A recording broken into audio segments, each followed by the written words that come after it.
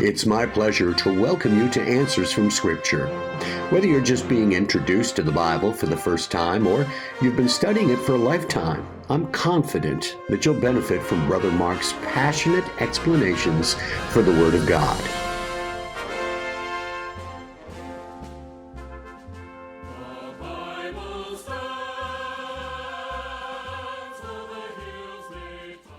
Hey, good morning, good afternoon, good evening, whatever it is for you. I welcome you back to Answers from Scriptures. I'm your host, Brother Mark. Interesting question today. Can I change my appointment with death? That comes no doubt from Hebrews chapter 9. Someone was reading this verse and had the thought. So let me read Hebrews 9:27 for you. It says, "And as it is appointed unto men once to die, but after this, the judgment." The Bible tells us how death came into the world.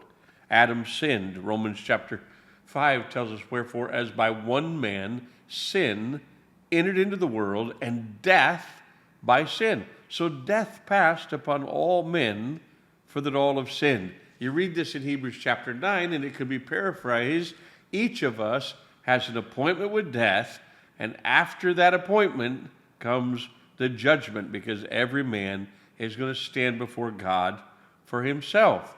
Now, can I change my appointment with death? Interesting question. You think about it. There are times in the Bible where God even cancels someone's appointment with death.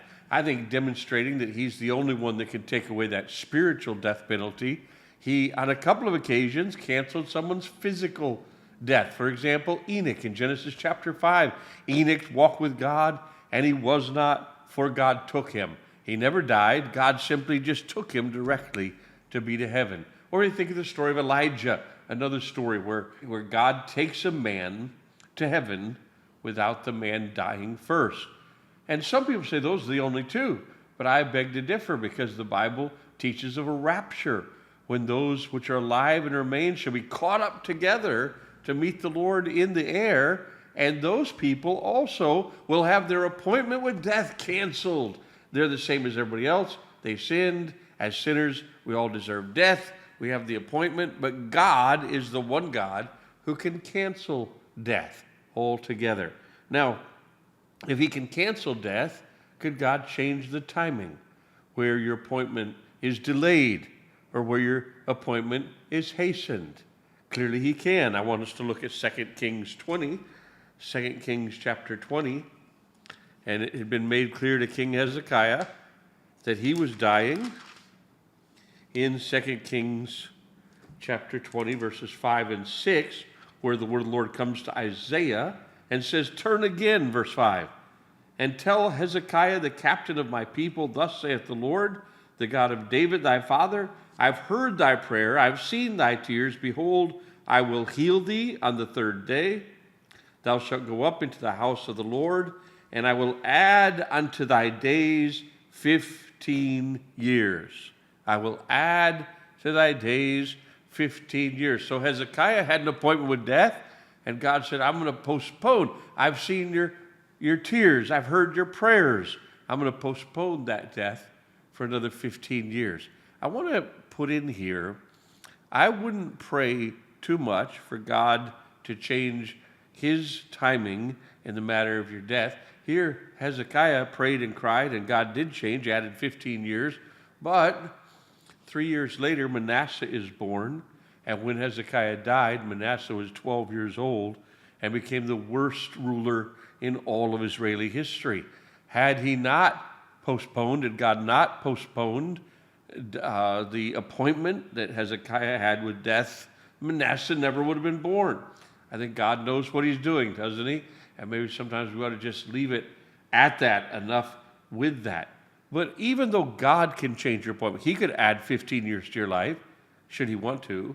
Or if you're one that you ignore admonition, he could shorten your days. And he's done that for people. He could do that for you if he wants to. But you really, by your own will, aren't going to make the decision. Look at Ecclesiastes 8:8. Ecclesiastes 8:8. And it talks about that day of death. Ecclesiastes 8:8, there is no man that hath power over the Spirit to retain the Spirit, neither hath he power in the day of death, and there is no discharge in that war, neither shall wickedness deliver those that are given to it. Doesn't matter how rich you are, doesn't matter how powerful you are, it doesn't matter how strong-willed you are. Just like a man can't, by taking thought, add a cubit to his stature, a man can't add years to his life. You can sit there and wish it, you can hope it, you can pray it, but you, in your own power, can't add to your life. Now, some people give up early and die younger than they should, and by not giving up, others said, oh, look, he stayed alive till his relatives got there by not giving up. But he stayed alive until his appointment with death. Once that appointment comes, it doesn't matter how much you want, you can't retain your spirit. When it's time for your spirit to go, your spirit's going to go to heaven or your spirit's going to go to hell, and you can't stop it. You might as well get born again right now. Well, you know you have the chance. We don't know what the day is going to hold. We don't know about tomorrow, so you better get saved while you're still alive. But there is a way within the will of God that you can lengthen your days. There is a way within God's will where there's no worries, like King Hezekiah should have maybe had some worries about trying to pray and beg God to lengthen his life. But there is a way that God has given where you could live a longer life. So let's just look at two verses about that, and we'll wrap this up. First, in Exodus chapter 20, we have the first commandment. We have the 10 commandments, but the first commandment with promise is in Exodus chapter 20, verse 12. It says, honor thy father and thy mother, that thy days may be long upon the land which the Lord thy God giveth thee. The Bible calls that the first commandment with promise. You want to live a longer life? You want God to say, I had 70 for him, but I think I'm going to let him live 80 or 90 or 100 years.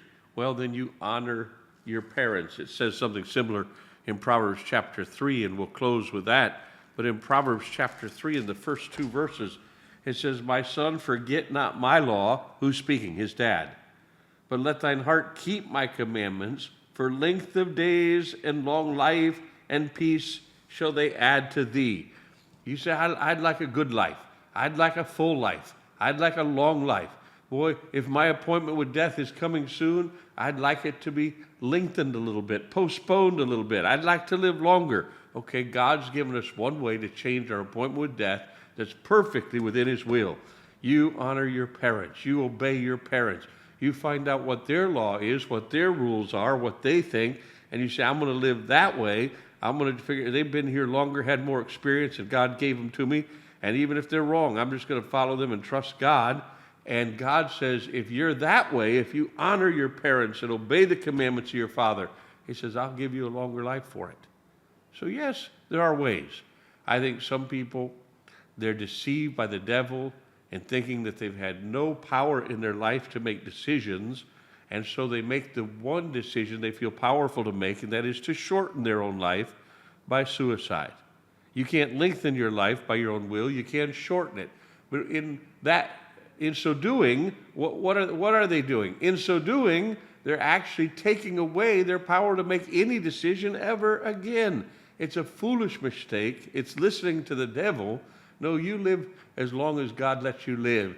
And if you live within his will and honor your parents, he'll even let you live longer. I hope that answers your question. I hope you have a great week. God bless you. See you again next time.